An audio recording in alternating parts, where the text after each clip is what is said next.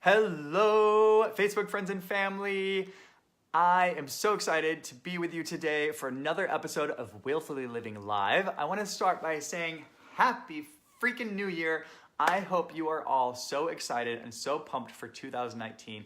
I know I am. I am feeling it. I am feeling ready for the changes, the shifts, the transformations, all the successes that are going to happen this year for me and for all the people in my lives, which means you, and for the country and for the world. I think things are getting shaken up. I hope you can feel it. If you can't, start leaning into that because it's happening. I know it.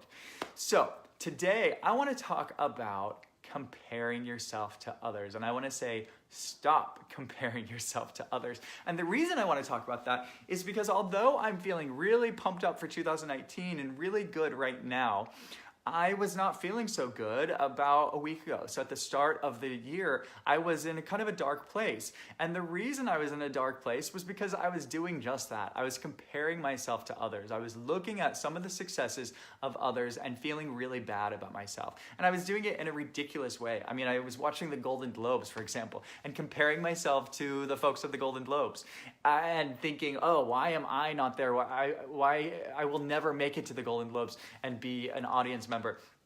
Ridiculous, right? But it was really painful as I was comparing myself not just to stars of the Golden Globes, but to people in my life who I was considering to have a higher level of success than me.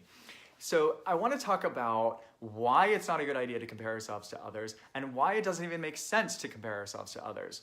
So the reason that I find it really a bad idea to compare ourselves to others is because it is like a terrible rabbit hole that we go down and we get stuck in. And when we get stuck in that place where we're comparing ourselves to others, we start to feel less than, and we start to feel defeated. And when we feel less than and defeated, we feel unmotivated.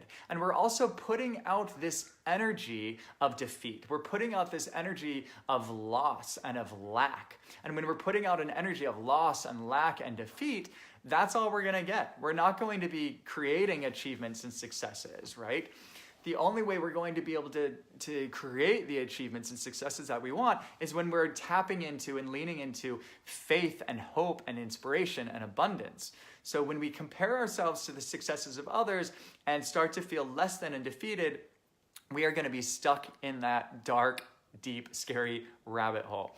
So that is why I encourage you not to do it. And now I'm going to talk about why it doesn't even make sense to do it.